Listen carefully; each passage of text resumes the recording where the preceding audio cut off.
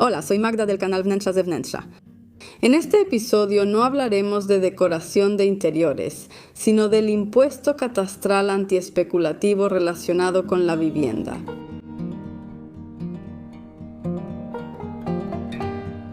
Este tema aparece cada vez más en el debate público. Tiene tanto opositores como partidarios, pero siento que no lo discutimos con suficiente profundidad. En este material, junto a mis invitados, quiero hablar con ustedes sobre diversos temas, incluidos los posibles riesgos. Para empezar, les presentaré a los invitados de este episodio. Luego explicaremos qué es realmente el impuesto catastral, de qué se trata y para qué se querría implementar. Y después pasaremos a los puntos concretos que generan las mayores preocupaciones y controversias. Comenzamos. Krystyna Siwińska, diputada del Sejm y vicepresidenta de la Comisión de Infraestructura. Jan Śpiewak, Fundación Polonia Segura, doctor en Sociología. Dr. Maciej Schlinder, filósofo, sociólogo, economista y miembro del Consejo Nacional del Partido Razem y la Red Polaca de Economía. ¿Qué es el impuesto catastral y con qué propósito se implementaría? El impuesto catastral es simplemente un impuesto sobre el valor de la propiedad que se posee. Actualmente existen impuestos a los bienes inmuebles basados en metros cuadrados, no en su valor, y son principalmente simbólicos. El impuesto catastral debería ser un porcentaje del valor de la propiedad. Por ejemplo, si fuera 1%, alguien con un departamento grande en Varsovia tendría que pagar. Por ejemplo, serían unos 15.000 al año, mientras que alguien con un pequeño estudio en Podkarpacie pagaría unos cientos de zlotys al año. Pero lo clave es que, en el debate actual, nadie propone introducir el impuesto catastral para todos, sino solo para quienes tienen varios departamentos o más. Por eso, cada vez se usa más el término impuesto antiespeculativo, que explica mejor el tema. El impuesto catastral desde el tercer departamento es necesario en Polonia por varias razones. Primero, analicemos la situación actual del mercado inmobiliario. Actualmente, la mayoría de los nuevos departamentos los adquieren inversionistas, no quienes los habitarán. Los inversionistas compran y mantienen estos departamentos vacíos o luego los rentan. Esto provoca que, en primer lugar, tengamos un problema cada vez mayor de viviendas vacías y, en segundo lugar, tengamos el problema de los precios crecientes de los departamentos, así como la disminución en la calidad de la administración de los edificios y conjuntos habitacionales, además de la calidad de los mismos edificios. Si la mayoría de los departamentos son comprados por personas que no van a vivir en esos edificios, ¿por qué habrían de interesarse en cómo funcionan o cómo se ven esos edificios en el día a día? Entonces, en pocas palabras, esto es una gran patología. Convertimos la vivienda en un bien de inversión.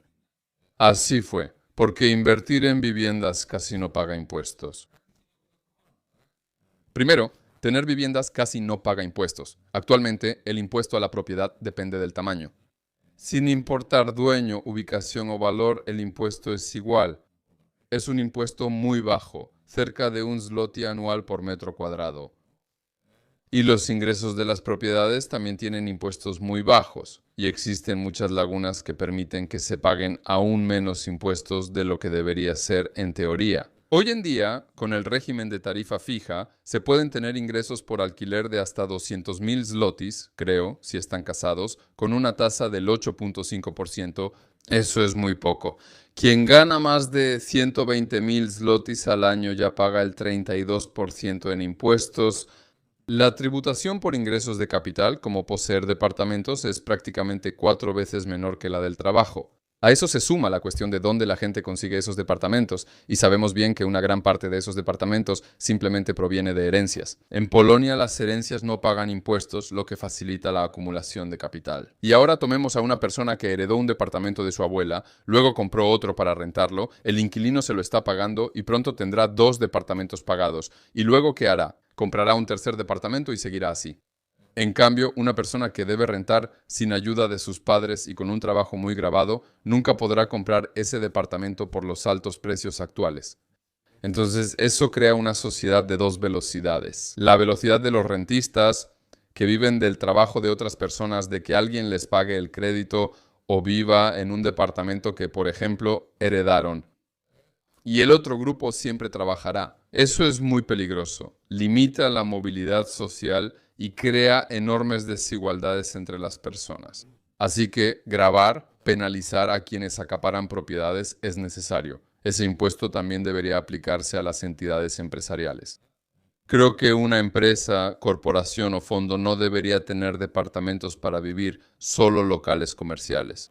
¿Pero por qué los departamentos deberían ser objeto de compra masiva?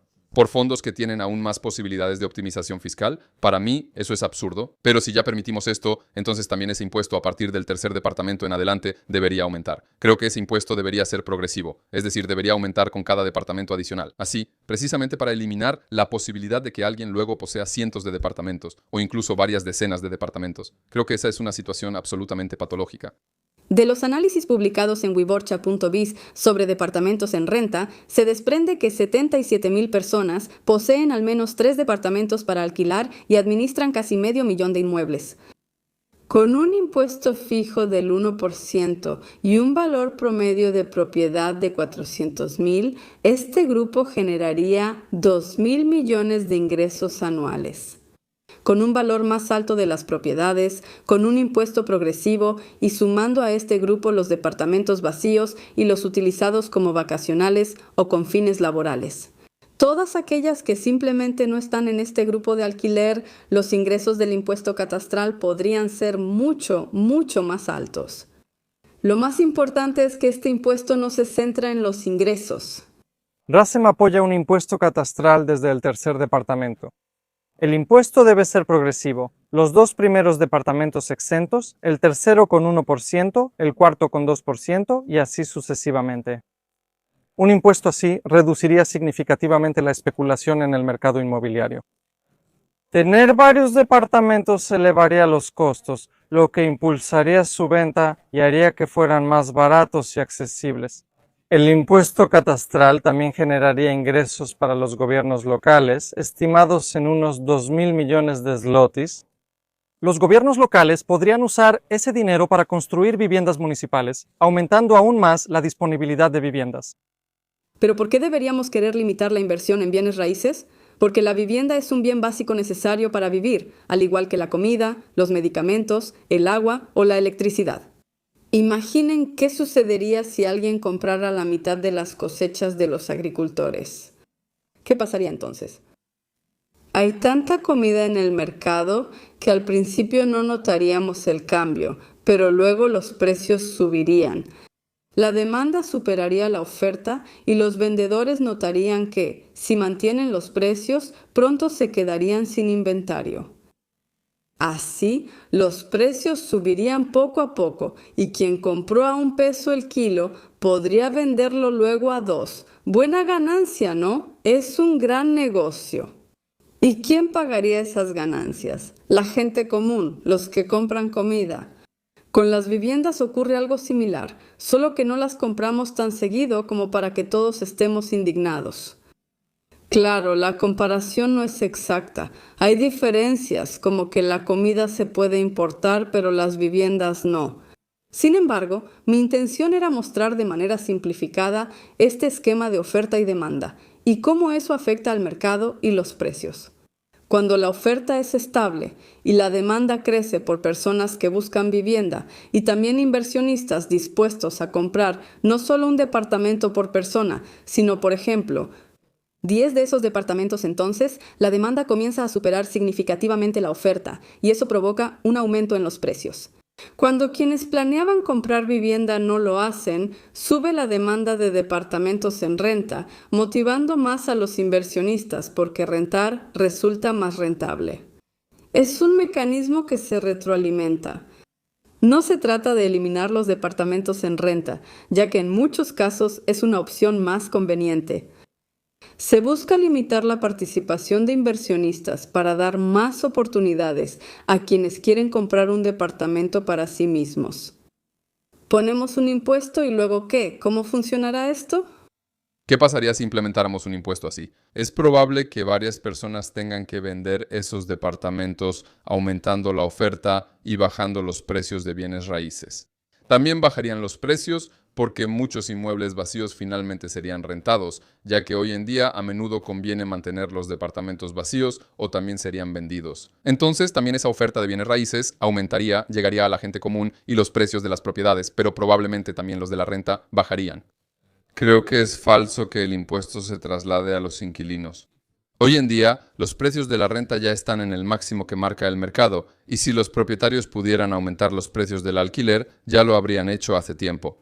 No lo hacen porque el mercado pone los límites de precios. Así que eso es otra cosa que, en mi opinión, es un argumento a favor de implementar ese impuesto catastral. ¿Por qué a partir del tercer departamento? ¿Por qué no a partir del tercero? ¿Por qué del primero? ¿Por qué no del segundo? Obviamente, en primer lugar, porque no queremos afectar a las personas que viven en esos departamentos. Y en segundo lugar, nos gustaría excluir a quienes heredaron un departamento o compraron uno para su familia más cercana. Se propone que este impuesto catastral se aplique desde el departamento extra según la cantidad de hijos. Si alguien tiene 3 hijos, podría tener 3 departamentos sin impuestos. Estoy abierto a esas propuestas y a implementar esas reglas. También surge la pregunta de por qué quien compra un departamento así no lo pone a nombre de sus hijos. Esa también es una acción que está exenta de impuestos.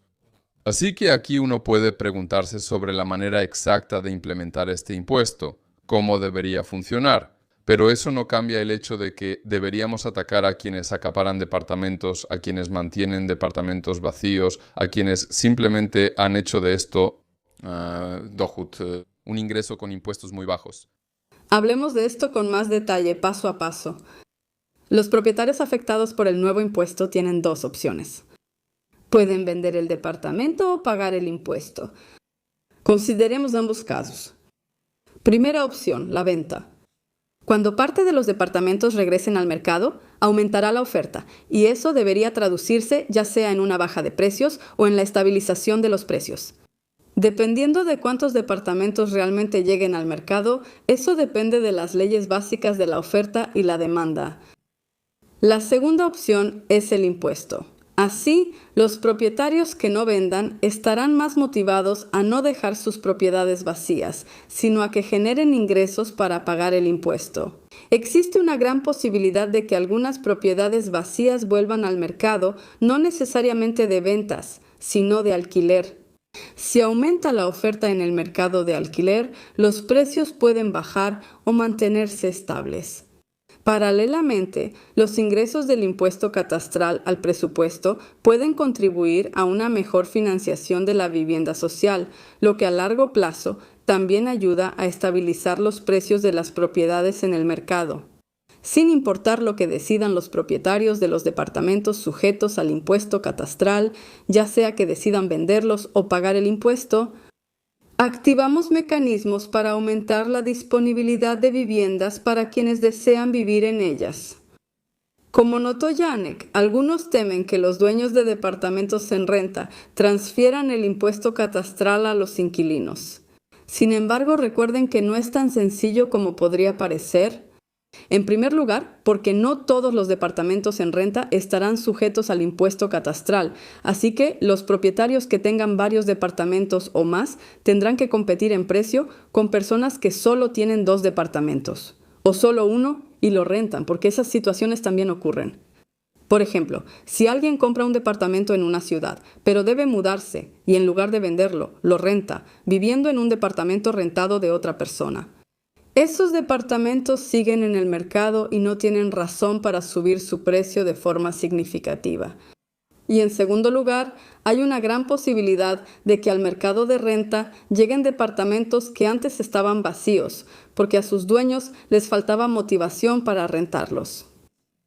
Por eso, aumentar precios no será tan sencillo, ya que los inquilinos podrán elegir opciones más económicas. El impuesto catastral busca que comprar muchos departamentos sea menos rentable. Y así, gracias a eso, los inversionistas estarían más dispuestos a invertir en empresas polacas, en tecnología polaca, en algo que realmente desarrolle nuestro país y no en comprar propiedades y especular con un bien básico. Y lo que también es importante, los ingresos del impuesto catastral podrían impulsar la construcción de viviendas sociales. Lo que podemos hacer sin duda es lograr que haya una mayor disponibilidad de viviendas en renta, pero dentro de una estructura municipal.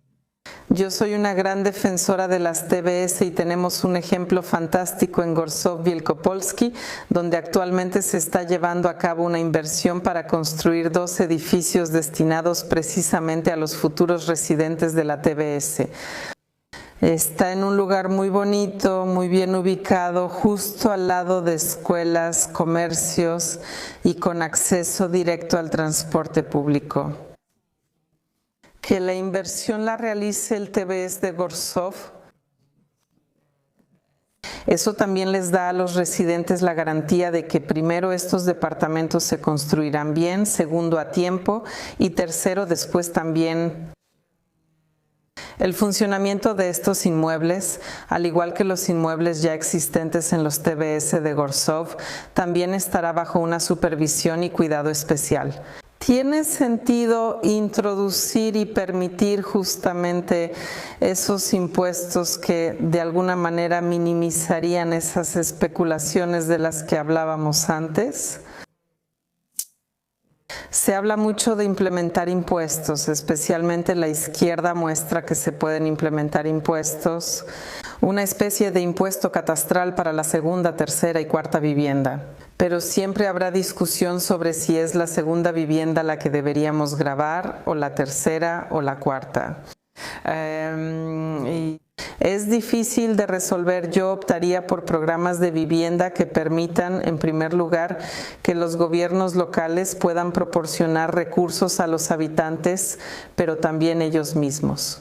Los gobiernos locales recurrirán a fondos que les permitan, en primer lugar, renovar sus propias viviendas municipales, llevarlos a un estado en el que también se puedan crear programas de movimientos de inquilinos, y estos programas ya están siendo propuestos actualmente en Gorzów, que a través de la renovación, a través de poner a disposición este tipo de inmuebles para los habitantes, también generaremos un movimiento habitacional. También están las TBS mencionadas, de las cuales soy gran partidaria y aliada. Una TBS bien gestionada puede dar oportunidad a quienes no tienen capacidad crediticia pero desean su propio departamento. Aquí también reflexionaría mucho sobre ese acceso a la propiedad porque es una fórmula distinta, ¿verdad? Si tengo los medios para comprar un departamento, lo compro. Si no tengo esa posibilidad, entonces aprovecho estas viviendas municipales y eso también tenemos que diferenciarlo de alguna manera. Dudas y riesgos. Las visiones son bellas, pero como dicen, el infierno está lleno de buenas intenciones, y eso es muy cierto. Incluso si creemos que el impuesto antiespeculativo realmente traerá los efectos que esperamos, es fácil notar que el diablo está en los detalles y no todo es tan obvio. Y la implementación de una ley que sea ineficaz o demasiado costosa de aplicar puede anular su propósito. ¿Qué cuestiones generan dudas? Empezaré por las más difíciles. Valoración de bienes inmuebles. Este tema genera muchas dudas y puede abordarse de varias formas. Las valoraciones de los peritos serían más precisas, pero también muy costosas.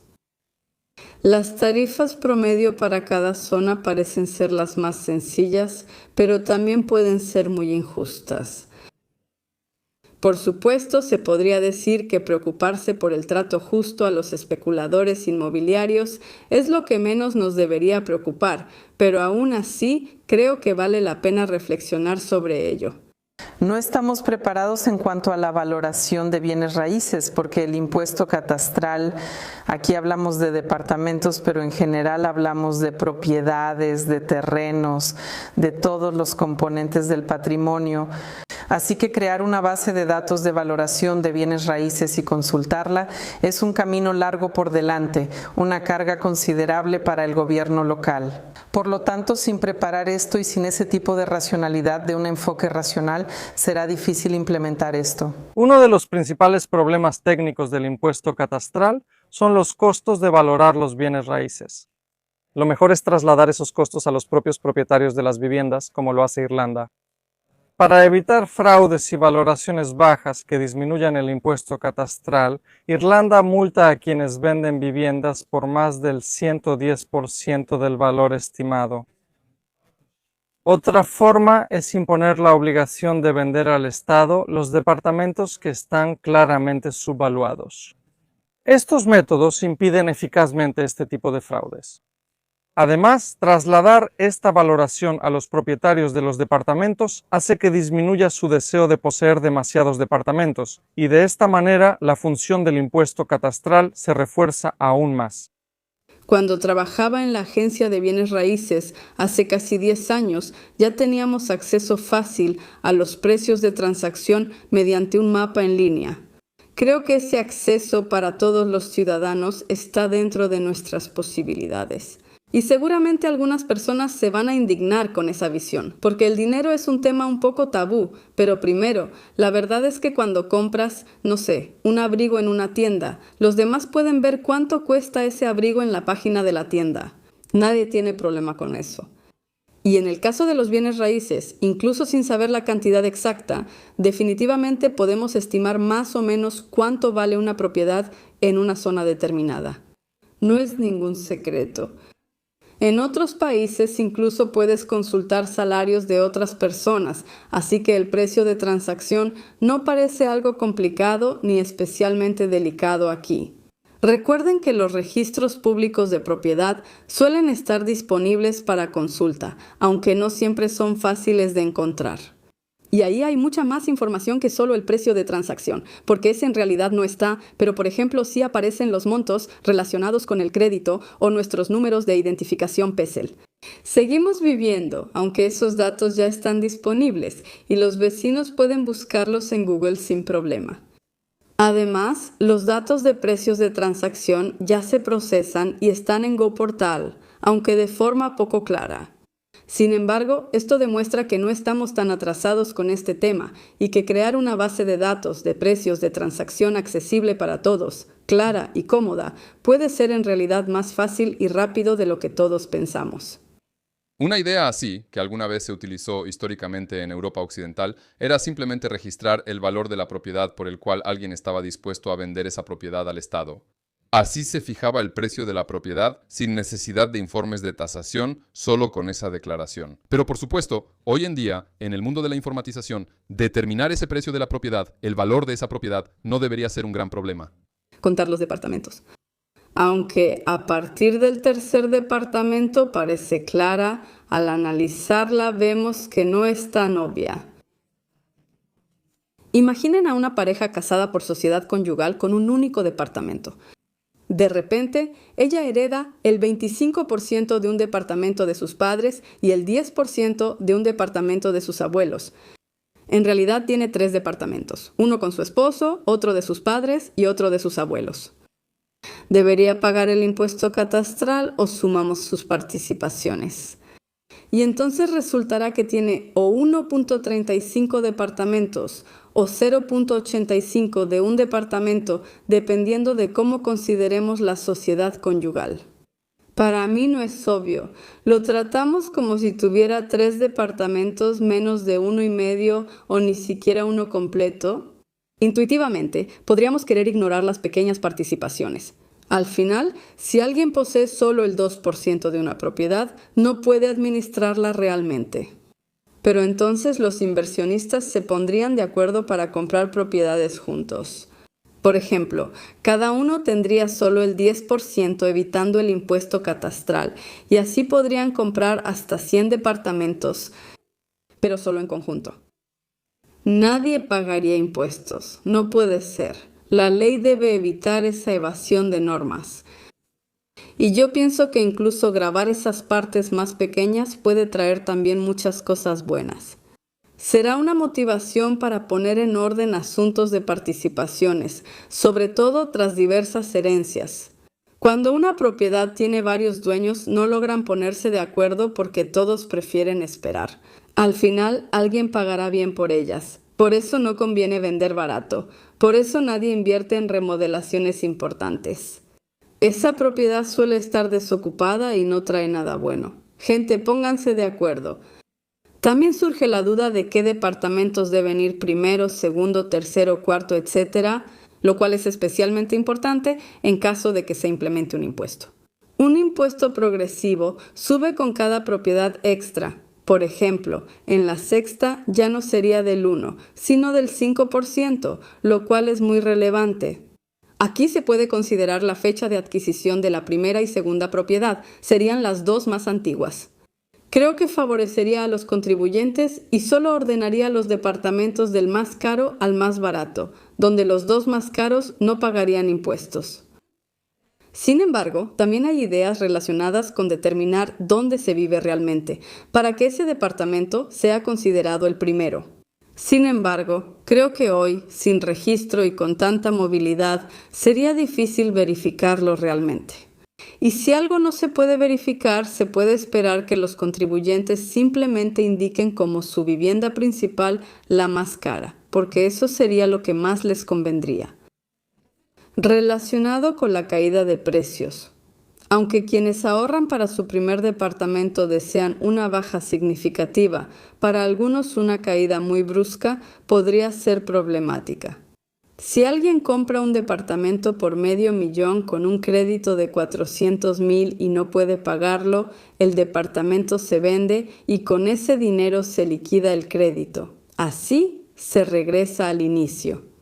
Sin embargo, en el momento en que el valor del departamento bajara radicalmente y en lugar de $500,000 de repente valiera $300,000, entonces la persona que tiene problemas para pagar ese crédito, en caso de querer vender el departamento, solo tendría $300,000 para cubrir el crédito y todavía le quedarían $100,000 de deuda. Esa es una situación muy mala. Te quedas sin departamento y sigues con la deuda. Además, incluso si la persona no tuviera problemas para seguir pagando las cuotas, el banco aún podría exigir una garantía adicional y no todos podrían manejar eso. Los deudores en francos suizos enfrentaron algo similar, pero ahí el crédito subió en vez de que bajaran los precios de las propiedades. Afortunadamente, con el impuesto antiespeculativo, la situación mejoraría de todos modos. La caída del valor de las propiedades no influye en el alza de cuotas, a diferencia de lo ocurrido con los deudores en francos suizos. Y en el momento en que las cuotas se mantienen igual que antes, es decir, como las que ya habíamos previsto, entonces esa dificultad para seguir pagando probablemente no se presentará de manera masiva. Y tampoco hay motivo para esperar caídas tan fuertes. Aunque parezca lo contrario, solo un pequeño grupo en el país tiene 3 o más departamentos, así que no es que la mitad volvería al mercado ni habría un Armagedón. Este problema afectaría levemente solo a quienes recientemente adquirieron el crédito y tienen dificultades para pagarlo. Aún así, conviene analizar este riesgo y considerar cómo abordarlo de forma segura. Quizá convenga anunciar los cambios con anticipación, así los inversionistas distribuyen sus acciones y el mercado no cambia bruscamente. Quizá convenga modificar las regulaciones de créditos y dar más responsabilidad a los bancos para que quien pida un crédito de vivienda solo responda hasta el valor de la propiedad, evitando quedarse sin casa y con deudas si algo sale mal. El mercado de alquiler. Seguramente todos hemos escuchado más de una vez historias sobre caseros que parecen sacados de las peores pesadillas.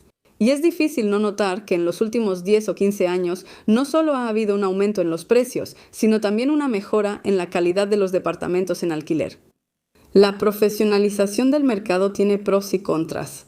¿Restringir a inversionistas perjudicará el mercado de alquiler? ¿No estaremos otra vez demasiado a merced de los caprichos de los propietarios que se toman el alquiler de manera demasiado emocional? Riesgo. Les das la mano y se toman el brazo.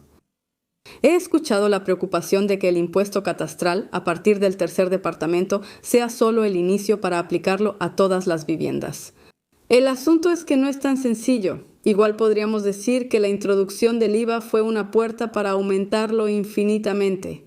Y eso no es así en absoluto. El impuesto sobre la renta es igual. Últimamente ha habido reducciones. Entonces, ¿por qué debería expandirse el impuesto catastral? Después de todo, implementar más cambios es el mismo procedimiento que el gobierno tiene que aprobar. Igual podríamos temer que implementemos el impuesto, procesemos todos los cambios y luego llegue otro gobierno y elimine todo. Y sinceramente creo que ese escenario es más probable. El argumento de que el impuesto catastral al tercer departamento abrirá la puerta para gravar todas las viviendas es un típico ejemplo de pendiente resbaladiza. consiste en que dar un paso considerado positivo en cierta dirección inevitablemente nos lleva, como en una pendiente, a dar varios pasos más y llegar a una situación que ya consideramos negativa. Para que el argumento tenga sentido, debe demostrarse una conexión necesaria entre el primer paso y los siguientes, lo cual no ocurre aquí. No hay razón para que cambiemos la forma en que diseñamos originalmente el impuesto catastral. O también reconocemos que solo podemos bloquear una mala solución desde el principio. Eso quiere decir que ahora podemos decidir, pero después ya no.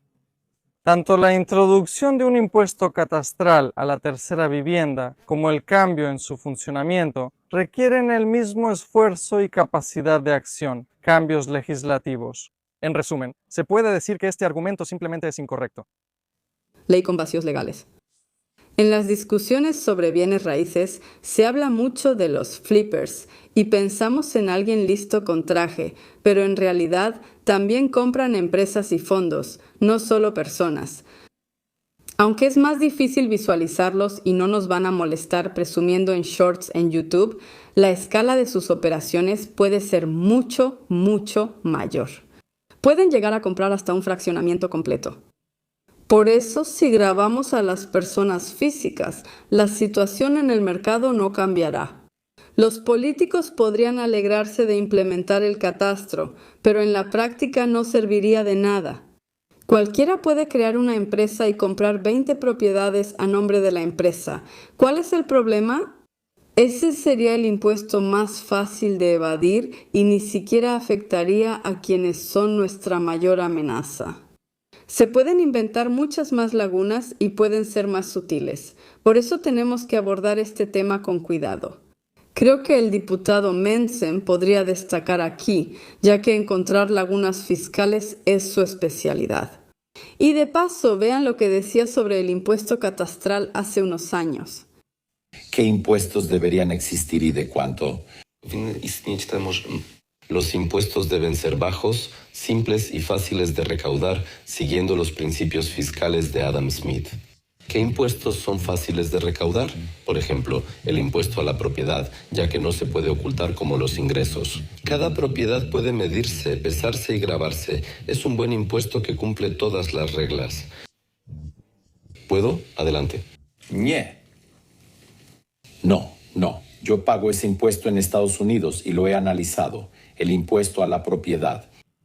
O sea, tengo una propiedad, está en cierto estado físico, no me refiero a un estado de Estados Unidos, sino a una condición. Se va deteriorando. Por ejemplo, heredé una casa de mi padre y como no tengo dinero para remodelarla, su valor baja. El gobierno evalúa ese valor con base en el promedio de los edificios cercanos y no realiza una tasación física anual de cada propiedad, ya que sería imposible. El gobierno evalúa, o sea, el gobierno se apropia de mis impuestos y sí, tengo una casa y no cuesta demasiado cada año. Tengo que vender mi casa porque no tengo ingresos para pagar el impuesto, aunque podría vivir ahí otros 30 años aunque se deteriore. No puedo pagar el impuesto a la propiedad. Todo impuesto es malo, solo algunos lo son menos. Eso no me gusta para nada. Eso lo entiendo, pero en Polonia también tenemos un impuesto a la propiedad, pero es según el valor, según la superficie. Y la superficie es muy fácil de medir. Eliminaría este y dejaría el de la renta. Si no hay ingresos, no hay impuesto. O sea, usted dejaría solo el impuesto sobre la renta, únicamente. Ese es un impuesto muy malo. Sí, por supuesto que sí, no se puede medir el ingreso. O sea, el ingreso bruto, digamos, más o menos se puede estimar, pero tampoco se puede medir exactamente porque también se puede manipular el ingreso bruto. Cualquiera puede inventar un gasto. Yo soy profesional en impuestos, sobre todo en el impuesto sobre la renta, y como experto le digo que ese impuesto no sirve para nada. El impuesto sobre la renta lo paga quien quiere, no quien debe. En cambio, un impuesto a la propiedad basado en superficie es imposible de evadir porque todos conocen el tamaño. ¿Qué va a hacer con la viejita que heredó esa propiedad o que la tiene por su esposo? Ella está envejeciendo, no tiene ingresos, tiene una pensión baja y el impuesto... Es una propiedad atractiva, aunque en mal estado, ubicada en la Bahía de los Cerdos en Wilanów, Varsovia. Como la propiedad es atractiva, según la regla general debemos cobrarle impuestos altos, que ella no puede pagar. Así, la abuela mayor debe mudarse de la casa. Por supuesto, pero no. Por supuesto que no va a echar a la calle a la gente mayor. En la que debería morir. Se puede establecer una cantidad exenta, por ejemplo, que se pague a partir de la segunda propiedad habitacional. ¿Y con qué derecho? Está bien, no me gusta esa idea. Por la ley fiscal. Está bien, no me gusta esa idea. No vamos a sacar a ninguna abuela de su departamento. También soy profesional. Manejo empresas en 3 continentes y siempre he optimizado impuestos. Por eso prefiere el impuesto sobre la renta y no el de propiedad, según sus cálculos. Pero yo tengo algo así como alguien. Quien gobierna el país no tiene que preocuparse porque usted viva bien, sino porque todos vivan bien y el país se desarrolle. Como pueden ver, a pesar de las apariencias, el impuesto catastral puede reunir partidarios desde la izquierda hasta la derecha. Incluso el presidente Nawrocki, que quería prohibir el impuesto catastral en la Constitución durante la campaña, admitió que como impuesto antiespeculativo, a partir del tercer departamento, está bien. Sin embargo, entiendo las dudas de quienes lo ven con escepticismo, ya que no es un tema sencillo. Surgen muchas dudas. ¿No convendría enfocarse solo en la vivienda social? ¿No serán los costos de este impuesto tan altos que lo vuelvan inviable? ¿O sería mejor solo un impuesto a viviendas vacías? Díganme en los comentarios qué piensan. La vivienda es uno de los principales problemas sociales en la Polonia actual. Para solucionarlo, necesitamos reducir el papel de las viviendas como inversión y construir viviendas municipales. En ambos casos, un impuesto catastral sobre la tercera vivienda puede ser muy útil. Tal vez solo el 1% de los polacos perdería con su implementación, pero la gran mayoría de la sociedad saldría beneficiada. El impuesto catastral sobre la tercera vivienda puede ser una prueba para saber si alguien apoya a la mayoría o a los desarrolladores ricos y bancos. El impuesto catastral sobre la tercera vivienda ayudará a gestionar mejor los recursos habitacionales. Restringir viviendas vacías por inversión y terrenos baldíos sin construir. Así que hagámoslo, no esperemos más, deberíamos implementarlo por muchas razones. Como resultado de la implementación del impuesto a partir del tercer departamento, esperamos una disminución en los precios de alquiler, así como en los precios de venta. Los departamentos serán más accesibles, habrá más en el mercado, así que esos precios deberían bajar. Por supuesto, la solución final es apoyar la construcción social, aumentar la oferta en el segmento no comercial, ya sea cooperativo, municipal o cualquier otro, para que la oferta de departamentos siga creciendo. El impuesto sobre el tercer departamento tiene como objetivo principalmente civilizar este mercado, limitar las desigualdades sociales y evitar la creación de una sociedad de 2 velocidades, además de salvarnos de esa trampa. La del crecimiento medio, donde los excedentes solo se invierten en bienes de lujo. Lo que recuerda un poco la situación del siglo XVII o XVIII, cuando la nobleza simplemente compraba cosas caras. Como resultado, nuestras ciudades estaban en ruinas y la nobleza vivía de la venta de grano a los holandeses y de la explotación de los campesinos. No creo que hoy queramos volver a ese modelo. Sé que diferentes grupos tienen diferentes ideas sobre los programas de vivienda. Yo personalmente creo que no podemos ofrecer un solo producto y enfocarnos solo en un producto, porque las expectativas sociales son diferentes, las tradiciones son diferentes y está muy arraigada la tradición de tener una vivienda propia. Por lo tanto, yo pondría en marcha ese elemento y lo haría con mucha fuerza. Por supuesto, lo consideraría de tal manera que fuera un elemento relacionado con subsidios para la compra de vivienda por parte de los jóvenes, fomentando a las familias y la natalidad, pero evitando que bancos y desarrolladores inmobiliarios se beneficien. Debe basarse en principios sólidos y ese elemento debe estar presente. Sin duda, hay que equipar mejor a los gobiernos locales, porque los gobiernos locales no pueden ofrecer viviendas municipales de manera amplia, ya que esas viviendas suelen ser antiguos, están deteriorados y no hay movimiento de residentes allí. Y programas como estos harán que precisamente las personas que están solas, mayores, por ejemplo, que tienen viviendas grandes y costosas de mantener, tendrán la opción de viviendas que también sean amigables para ellas, pero amigables en buenos lugares, en buena ubicación, con acceso precisamente a esos servicios sociales. Creo que ese es un elemento que también es muy necesario.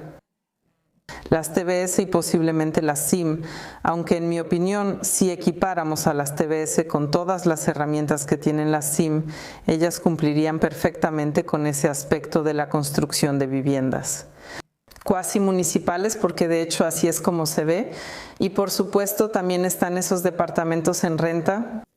Aquí dejaría probablemente a cargo de particulares, dejaría la menor intervención posible del Estado en este tema. Así que debería haber muchas ideas. No puede ser solo un elemento, pero sobre este tema deberíamos sentarnos y hablar seriamente. En la descripción del video están los enlaces a fuentes y perfiles de los invitados. Gracias por su participación y a los espectadores por acompañarnos hasta el final. Espero sus comentarios. Les animo a suscribirse a nuestro canal y espero que nos veamos pronto. Vean nuestros otros videos. Adiós.